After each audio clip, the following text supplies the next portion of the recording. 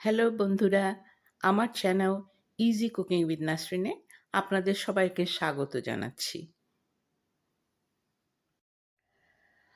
আজকে আমি আপনাদের কাছে নিয়ে এসেছি একটা খুব সহজ রেসিপি, ডালের বড়া। এটার জন্য কি ইনগ্রেডিয়েন্টস লাগে সেটা দেখাবো। খুব সহজে আমরা ঝটপট বানিয়ে ফেলতে পারি।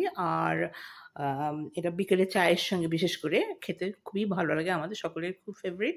রমজান মাসে তো সবসময় এটা হতেই হবে একটা ডিশ, একটা আইটেম। তো দেখুন, চলুন আমরা দেখি কি আমাদের জিনিস লাগবে এখানে। এখানে আমি ১ কাপ মসুরের ডাল ১ ঘন্টা ভিজিয়ে রেখেছিলাম। তারপরে এটা ব্লেন্ড করে নিয়েছি। তো আমরা যারা বিশেষ করে বিদেশে থাকি, আপনারা এটা পাটাতেও বেটে নিতে পারেন সুন্দরভাবে। তবে আমরা যারা বিদেশে থাকি আমাদের তো ফুড প্রসেসর বা ব্লেন্ডার ব্যবহার করতে হয়। তো যেটা হয় এটার সঙ্গে আমাদের একটু পানি দিতে হয়। ফুড প্রসেসরে একদম শুকনো বাটা যায় না। যে কারণে আমি যেটা করেছি এটাকে একটু স্ট্রেন করে নিয়ে আ আপনারা এখানে দেখতে পাচ্ছেন, আমি এখানে কফি গ্রাইন্ডার ব্যবহার করে খানিকটা মসুরের ডাল গুঁড়ো করে নিয়েছি। যাতে এটা যদি একটু নরম মনে হয়, তাহলে আমি একটু মসুরের ডালের গুঁড়ো দিয়ে এটাকে একটু শক্ত বানিয়ে নেব। আর এখানে আছে আমার ১ কাপ পেঁয়াজ কুচি। আমি খানিকটা ধনেপাতা কুচি নিয়েছি। এটা আপনার পছন্দ মতো। আপনি যদি চান বেশি নিতে পারেন। আ এখানে আমি নিয়েছি ১ টেবিল স্পুন কাঁচামরিচ কুচি। এটা খুব আমি আম মিহি কুচি করে নিয়েছি, ফাইনলি চপড যেটা বলি। তো আপনি চাইলে যদি কম ঝাল খেতে চান তাহলে একটু কমও নিতে পারেন। ২ টিস্পুন বা ১ টিস্পুন, এটা আপনার উপরে। আমি এখানে নিয়েছি কিছু ফ্রেশ আদা কুচি, ১ চা চামচ আদা কুচি। আর এখানে আছে আমার ১/২ চা চামচ আম হিমালয়ান পিঙ্ক সল্ট। আমি লবণটা একটু কম খাই বলে আমি কম নিয়েছি। তবে আপনারা যদি আ আরেকটু বেশি আ নিতে চান, আপনাদের পছন্দ মতো লবণটা আপনারা অ্যাডজাস্ট করে নেবেন। চলুন তাহলে শুরু করা যাক আমাদের বড়া ভাজা। আমি এখানে একটা বাটিতে সব ingredients গুলি মেশাবো।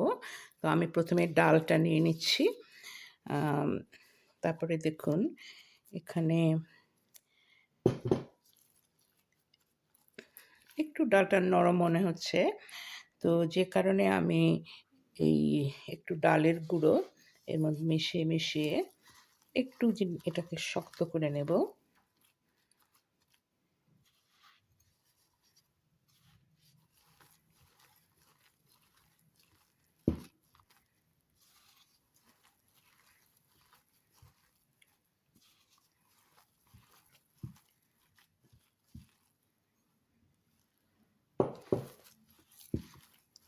এই হয়ে গেল আমাদের সুন্দর একটা টাইট ডাল বাটা। এই জিনিসটা আপনারা হয়তো পাটাতে খুব সহজেই করে নিতে পারবেন। যেহেতু আমি ব্লেন্ডার ব্যবহার করেছি, সেইজন্য এটা একটু পানি ছিল। এরপরে আমি পেঁয়াজগুলি মিশিয়ে দিচ্ছি। এরপরে আমি কাঁচামরিচ দিয়ে দেব। তারপরে দেব আদা কুচি, লবণ, এগুলো দিয়ে ভালো করে মেখে এরপরে আমি ধনেপাতাগুলি দিয়ে দেব। এবার ভালো করে মিশিয়ে নেব। আমাদের ইনগ্রেডিয়েন্টসগুলি মাখানো হয়ে গেছে। এখন আমরা ভাজতে চলে যাব। এবার আমরা ভাজা শুরু করব। আমি একটা প্যানে, একটা ফ্রাইং প্যানে খানিকটা তেল নিয়েছি, ১/২ কাপ মতো। এখন আমি আ চুলাটাকে, ইন্ডাকশনকে আমি মিডিয়াম হিটে রেখেছি। এবার আমি ওই ডালের বড়াগুলিকে ছোট, ছোট এরকম বলের মতো করে তারপরে এর মধ্যে ছেড়ে দেব এবং মোটামুটি একেকটা দিক ২ মিনিট, ১ মিনিট এপাশে ১ মিনিট ওপাশে, মোটামুটি ২ মিনিট মতো করে ভাজতে হবে। হিটটা যেন কোনো মতেই খুব বেশি না হয়, কারণ হিটটা বেশি হলে আ জিনিসটা পুড়ে যাবে কিন্তু ভেতরে কাঁচা থাকবে। এমনি করে ১ম এ একটু বলের আকার করে তারপরে একটু চেপে দিলে আপনার দিতে সুবিধা হবে।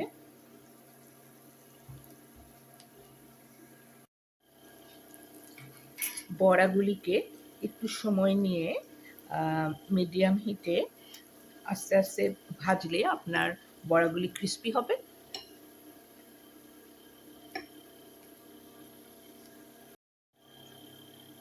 আর দেখুন বড়াগুলি সুন্দর গোল্ডেন ব্রাউন হয়ে গেছে। আমি এখন এগুলোকে তুলে নেব।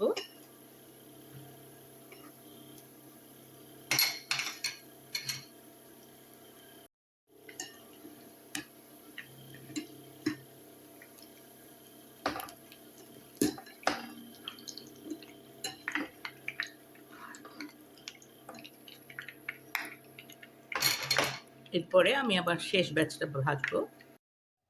হয়ে গেল আমার খুব সহজে বানানো মুচমুচে ডালের বড়া। এটা আপনারা আপনাদের পছন্দের সস দিয়ে সার্ভ করতে পারেন। সেটা টমেটো সস হতে পারে অথবা চিলি সস, আপনাদের পছন্দ মতো। এনজয় করুন। আর সবশেষে আপনারা আমার চ্যানেলটাকে অবশ্যই সাবস্ক্রাইব করবেন এবং বেল বাটনটি প্রেস করে আমার সঙ্গে থাকবেন। আমি যদি আবার কোনো সহজ রেসিপি নিয়ে আসি আপনাদের কাছে, তাহলে আপনারা জানতে পারবেন। অনেক ধন্যবাদ।